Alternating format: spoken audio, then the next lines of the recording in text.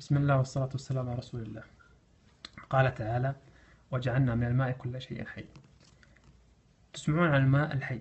الماء الحي هو الموية اللي فيه معادن وفيه أكسجين عالية بحيث أنه ينفع الجسم. الماء يشكل 75% من الدم. الدم ينقل الغذاء والأكسجين إلى أعضاء الجسم، فإذا كان الماء الذي نشربه حي وصحي فستعود بالنفع على أعضاء الجسم الباقية. أنا قمت بعدة اختبارات على مجموعة من المياه. هذا الجدول يبين. البنفسجي معناته أنه قلوي، والبرتقالي معناته أنه حمضي. إذا كان قلوي معناته أنه معادنه عالية، وكل ما كان قلوي معادنه عالية وأكسجينه عالي. كل ما كان قلوي يعني معادنه تخف وأكسجينه قد ينعدم. نشوف 7.5، 8، 8.5، 9 إلى 10. نشوف الآن هذا صفاية أنا شريته من كوب، هذا تقريبا 6.5. أروى مويتها 6.5. نوفا 7.5.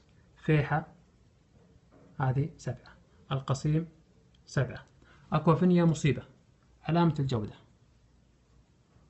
أي جودة ما أدري. 5. هنا 6. نستلة 6. دوم هذا 7.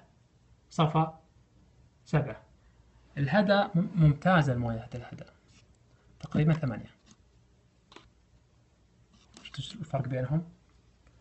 مايلة زرقة عالية. نبع لبناني 8.5.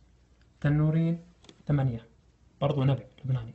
زمزم من أفضل شيء وهي 9 تقريبا. الزير جربته أخذت منه موية برضو لقيتها 8.5. أخذت موية عادية، موية صحة نوفا، وحطيتها في الزير.